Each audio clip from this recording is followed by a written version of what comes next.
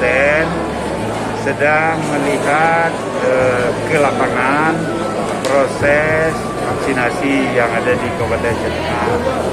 Kami tentu bersama Pak Kapolda berterima kasih kepada unsur Polri, TNI, Pemda, dan seluruh stakeholders yang tanpa henti dengan perjuangan yang sangat luar biasa, dengan semangat terus mengikuti arahan Bapak Presiden untuk melangsungkan vaksinasi tahan di Aceh, khususnya Aceh Tengah.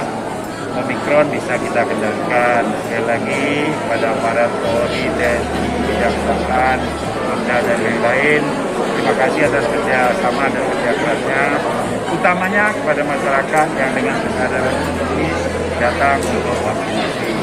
Teruskan vaksinasi, pertama, kedua, booster, dan mudah-mudahan tingkat vaksinasi kita terus meningkat dan ini menjadi contoh bagi daerah lain.